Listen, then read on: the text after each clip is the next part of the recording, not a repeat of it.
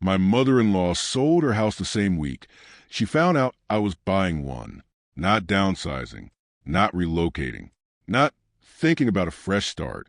Sold it, signed paperwork, accepted an offer, packed 30 years of furniture into storage containers, and started talking about the move like the destination had already been agreed on.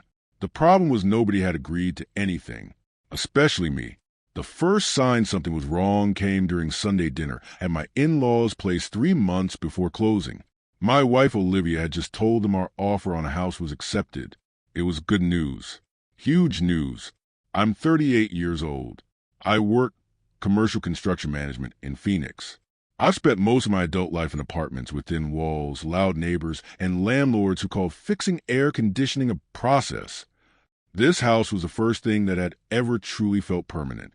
A backyard, a garage, a workshop space, a giant mesquite tree in the corner lot that I had already imagined sitting under with coffee on Saturday mornings.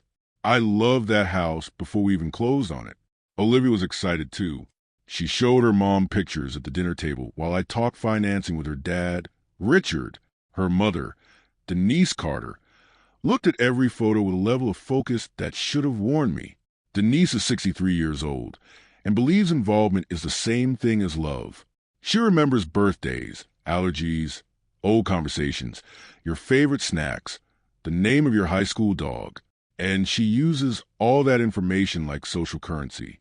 Helpful, warm, persistent, impossible to escape politely. For 7 years of marriage, I had survived Denise using one strategy: limited information.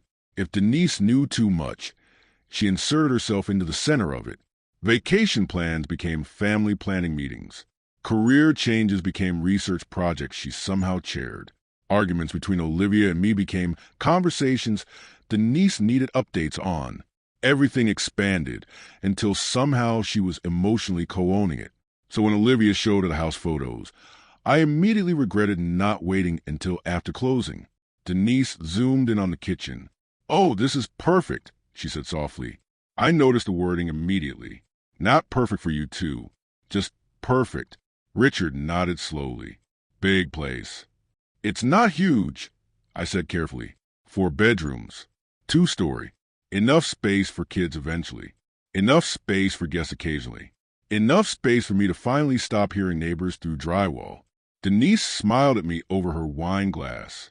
"Well," she said, "families make things work." That sentence sat wrong in my stomach. Olivia either didn't notice or pretended not to. 2 days later, Denise texted me links to multi-generational home layouts. The next day, she sent articles about the financial advantages of shared family housing.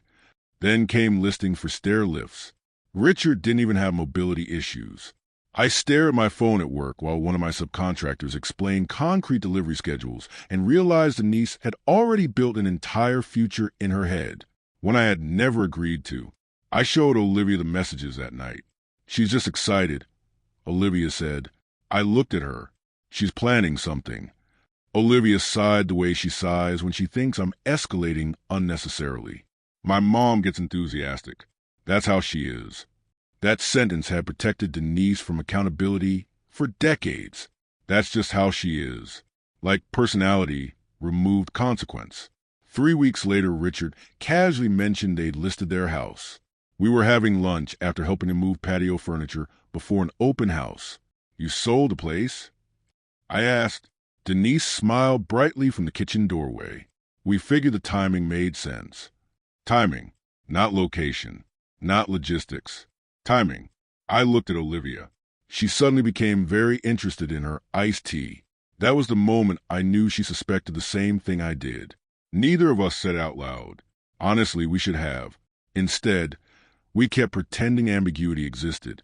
The house inspection was scheduled for a Tuesday morning in October, 9:30 a.m. I arrived with Olivia and our realtor, Jenna Morales, who had already unlocked the front door. Our inspector, Mike Hanley, was inside checking electrical panels, and parked in the driveway were 3 cars: Denise's Lexus, Richard's truck, Olivia's sister Amanda's SUV. I stopped walking. "What the hell?" Olivia stared too. Amanda climbed out smiling like we were hosting a family barbecue. Behind her, her husband Greg carried a box of donuts.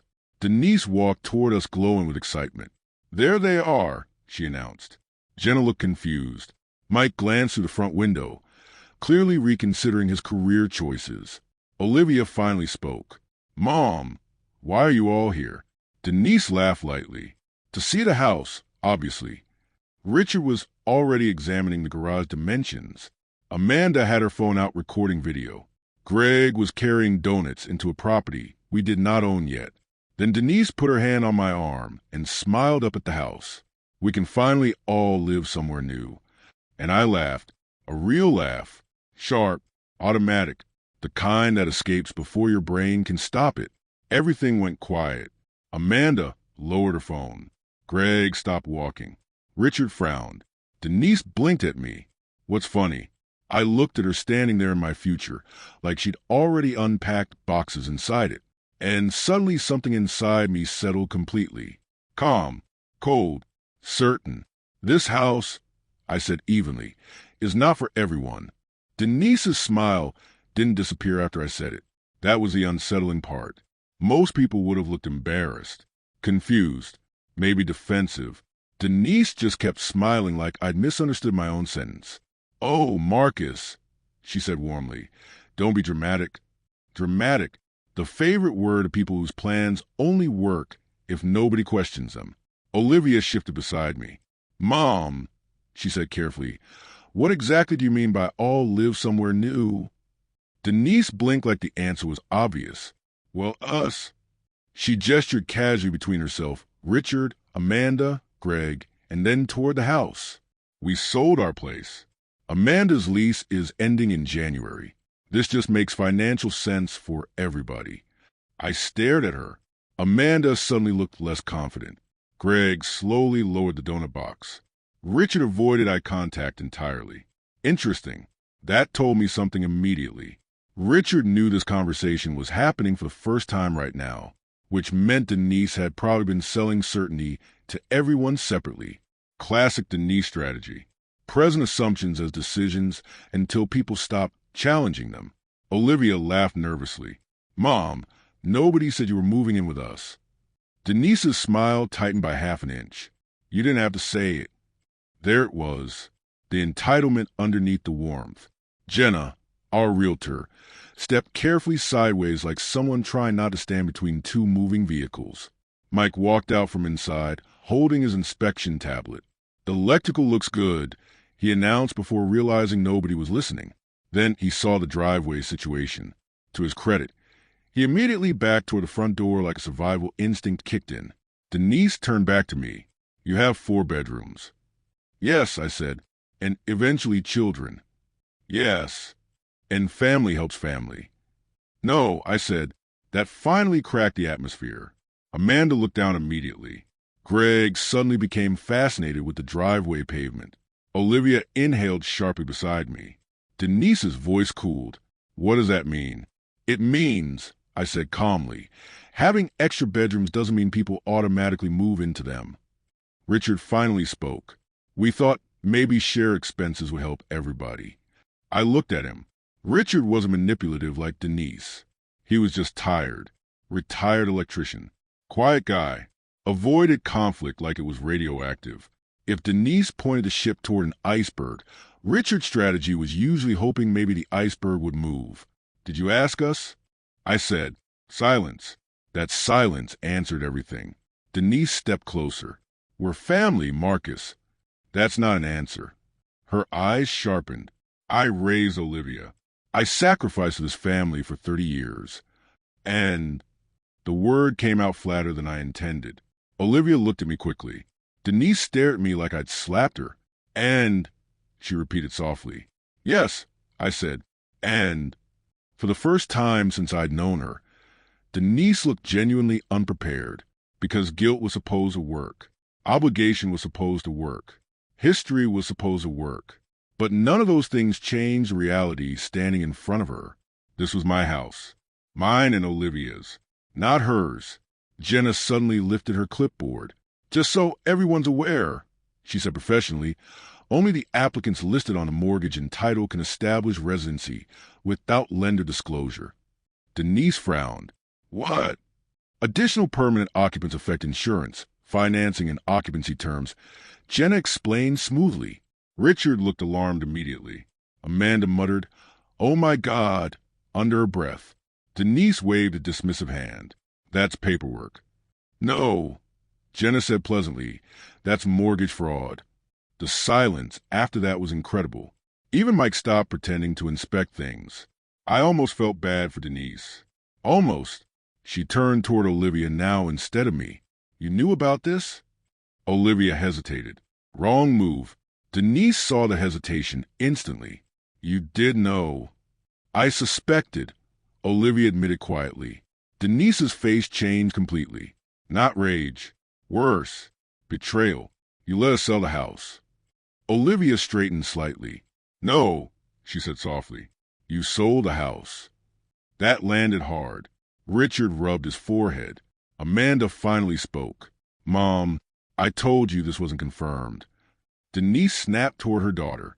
"You said they'd come around." Amanda folded her arms. "I said maybe." Greg quietly set the donuts on the hood of his car, like he wanted evidence removed from the scene. I looked at Olivia. She looked exhausted already. And suddenly I understood something important. This wasn't really about the house. Not fully. It was about Denise realizing she no longer controlled the shape of her children's lives. The house was just a battlefield she picked. Denise looked back at me. "So what exactly are we supposed to do now?" I answered honestly. "I don't know." Her expression hardened instantly. "You let families struggle?" I almost laughed again. Struggle. Richard had a pension. Denise worked part-time by choice. Amanda and Greg both had jobs. Nobody was homeless. Nobody was desperate. What Denise meant was, "You let me lose control?" "Yes," I said quietly. "If that's what needs to happen." Olivia looked at me then. Really looked at me. And something shifted in her expression. Not anger. Recognition. Like she was finally seeing the shape of the thing we'd both been orbiting for years without naming. Denise turned away sharply. "We should go." Richard nodded immediately. Amanda grabbed Greg's arm. Nobody touched the donuts. The drive home was quiet. Not angry quiet. Not hostile. The kind of silence that happens when two people are both reorganizing reality in real time. Olivia stared out the passenger window while Phoenix traffic crawled around us. I kept both hands on the wheel and tried very hard not to say the wrong thing first. Finally she spoke. "I should have stopped this earlier." I glanced at her. "Yes," I said honestly. She nodded slowly like she already knew. "My mom's always done this," she admitted. "She just usually does it smaller." That sentence stayed with me. Smaller. Not different. Just smaller. The house wasn't new behavior. It was an escalation. We got home around noon. 3 missed calls from Denise already sat on Olivia's phone. 2 from Richard. 1 from Amanda. Olivia looked exhausted just seeing them. "You don't have to answer yet," I said. "She'll keep calling." I know. That was the problem with people like Denise. Silence felt temporary to them. Boundaries felt negotiable. If they just kept pushing emotionally long enough, eventually somebody opened the door out of exhaustion. Olivia muted her phone and sat at the kitchen island. "I genuinely think she believed this was happening," she said quietly. "She sold a house based on assumption," I replied. Olivia rubbed her forehead. "That's how my mom works. She builds the emotional version first and expects reality to catch up." That might have been the most accurate thing anybody had ever said about Denise. By evening, the family group chat had become a disaster. Amanda, "Mom is freaking out." Richard, "Call your mother, please." Denise, "I don't understand why Marcus embarrassed me like that." Denise again, 5 minutes later. "Families stay together." Then, "I never thought my own daughter would abandon us." Olivia stared at the messages silently. Finally, she typed, "Nobody abandoned you. You made plans without asking us." 3 dots appeared immediately, then disappeared, then appeared again. Classic Denise. Editing for maximum impact. Finally, I sacrificed my whole life for this family. I leaned against the counter reading over Olivia's shoulder. There was again, Debt. Everything Denise gave came with invisible repayment terms. Olivia put her phone face down. I'm tired, she whispered. I walked over and kissed the top of her head. I know. That night, we had the first truly honest conversation about her mother we'd ever had in 7 years together. Not surface level. Not, she means well. Not, that's just how she is. The real conversation. The one both of us had apparently been avoiding because once spoken aloud, it changed things permanently. She controlled everything after Dad retired. Olivia admitted quietly from the couch. What do you mean? Schedules, decisions, holidays, finances. Amanda moved out at 19 mostly to escape it. I sat beside her. And you? Olivia laughed softly. I married you. That hit harder than she probably intended. She leaned her head against my shoulder. I spent years trying to keep everybody comfortable at the same time, she said. You, my mom, Dad, Amanda, and you can't. No, you really can't. The next morning, Denise showed up at our apartment unannounced. Of course she did. I opened the door to find her standing there holding a casserole dish like she was arriving for a sitcom reconciliation episode. Can I come in? No, I said automatically. That surprised both of us. Denise blinked, then recovered quickly. I just want to talk. About what? About the misunderstanding. There was that word again. Misunderstanding. As if the issue wasn't assumptions, entitlement, and emotional manipulation.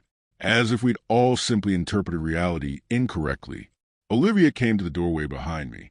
Her mother immediately softened her expression. Honey. Olivia crossed her arms. Mom, you can't just decide to move into our house. Denise's eyes filled instantly. Honestly impressive. I almost respected the speed. I thought we were family. We are family, Olivia said carefully. That doesn't mean we all live together. Denise looked at me. This is him talking. I laughed once. Not kindly. No, I said, this is your daughter finally saying something. That landed. You could actually see the emotional recalculation happening behind Denise's eyes. Because for years I'd been the easier villain. Controlling husband. Influence. Obstacle. But if Olivia agreed with me independently, Denise had a much bigger problem. She was losing authority over her daughter. Richard pulled into the parking lot behind her a few seconds later. He stepped out slowly, saw the tension immediately, and sighed like a man arriving halfway through a storm he already knew he couldn't stop. Denise, he said quietly, leave them alone for a little while. She turned on him instantly. You knew? Richard hesitated. Another mistake, because hesitation around Denise functioned like blood in water. You knew they weren't serious about us moving in? Richard rubbed his face tiredly. I knew they never actually said yes. Silence. Then Denise whispered something that finally explained everything. I already told everyone. Olivia frowned. Told who? My church group. My friends. My sister. She looked genuinely humiliated now. Not manipulative. Not strategic. Actually embarrassed. Because this wasn't just about housing anymore. This was about identity. Denise had publicly announced a future where her children still revolved around her, and now that future was collapsing in front of witnesses. For the first time since I'd known her, she looked old. Not physically, emotionally, like someone suddenly realizing the world had moved forward without waiting for permission. Richard placed a hand gently on her shoulder. Come on, he said quietly. She looked at Olivia one last time. I just didn't want to be left behind. Then she walked away, and for the first time in 7 years, I actually felt sorry for her. We closed on the house 17 days later. Friday morning, 10 a.m., a conference room at the title company with a stack of documents thick enough to qualify as furniture and a lone officer named Eric who shook my hand 3 separate times like he personally built the housing market himself. Olivia signed first, then me, initial here, sign there, date there, simple, permanent, ours. When the final paper was complete, Eric slid the keys across the table with the kind of rehearsed smile people in real estate probably practice in mirrors. Congratulations, he said. You picked a good one. He meant the house. But honestly, I think we also picked ourselves, which mattered more. We drove straight there afterward. No moving truck yet, no furniture. Just us standing in an empty living room with sunlight coming through the windows and the smell of fresh paint still lingering faintly in the air. Olivia walked slowly through the kitchen, touching countertops like she still didn't fully believe it was real. I opened the back door and looked at the mesquite tree. Wind moved through the branches exactly the way I remembered from the showing. For months I'd imagined this moment. Coffee under that tree. Quiet mornings. A house that belonged to nobody else emotionally. No committee. No opinions. No negotiations disguised as love. Just home. Olivia stepped beside me. "She's on call today," she said. "Probably. She'll cry. Definitely." Olivia leaned her head briefly against my shoulder. I don't want to fight with her forever. That was Olivia's real fear underneath everything. Not conflict. Loss. Because boundaries feel cruel when you were raised believing access equals love. I turned toward her. "You're not abandoning your mom." She looked unconvinced. "You're just not giving her our house." At 2:14 that afternoon, Denise called. Olivia answered on speaker intentionally. I respected that. No hidden versions. No emotional triangulation. "Hi, Mom." Silence for 2 seconds. Then Denise's wounded voice arrived right on schedule. "So it's official." "Yes," Olivia said calmly. Another silence. "I just wish I understood why you're shutting us out." There was again. Reframing boundaries as cruelty. I sat quietly at the kitchen island listening. Olivia surprised me. "We're not shutting you out," she said. "You decided living with us was happening without asking." Denise inhaled sharply. I thought family meant more than paperwork. That sentence almost impressed me, because Denise genuinely believed emotional intention outranked actual consent. Olivia stayed calm. "Family also means respecting people." Long pause. Then Denise tried a different approach. "What are we supposed to tell people now?" Finally, the real issue, not housing, embarrassment, public narrative. Olivia closed her eyes briefly. "You tell them there was a misunderstanding." Denise's voice sharpened. "It makes me look foolish." I almost said something. Olivia beat me to it. "Mom, selling your house before asking us was foolish." Dead silence. Honestly, I nearly smiled, because I'd never heard Olivia say something that direct to her mother before. Denise heard it too, the power shift, the adulthood in it, and suddenly her voice changed completely. Smaller somehow. I didn't realize things were changing this much. Olivia softened immediately because of course she did. That's part of life. Another long pause. Then Denise asked quietly, "Can we still come for Christmas?" Olivia looked at me. I nodded once, because this was never about punishment. It was about structure. "Yes," Olivia said. Denise exhaled shakily. "Okay." The call ended shortly after. No explosion. No dramatic ultimatum. Just discomfort. Honestly, that was harder, because anger is easy to dismiss. Sadness isn't. Moving weekend happened 2 weeks later. Richard showed up with a borrowed trailer and actual useful skills. Amanda and Greg brought food. Denise arrived last carrying labeled storage bins and enough emotional caution to fill the entire driveway. I watched her carefully all day. She almost corrected where I placed dishes in the kitchen twice. Stopped herself both times. Growth. Small. Painful. Real. At one point she stood in the backyard staring at the mesquite tree while movers carried furniture inside. "You really love this yard," she said quietly. "I do." She nodded slowly, then surprised me completely. "It fits you better than our place would have." I looked at her. That may not sound enormous to other people, but for Denise, it was practically emotional skywriting, because what she'd finally acknowledged was this. Our future existed separately from hers, not against hers, just separately. That distinction changed everything. Christmas came 6 weeks later. We hosted, on purpose, 20 people in the house.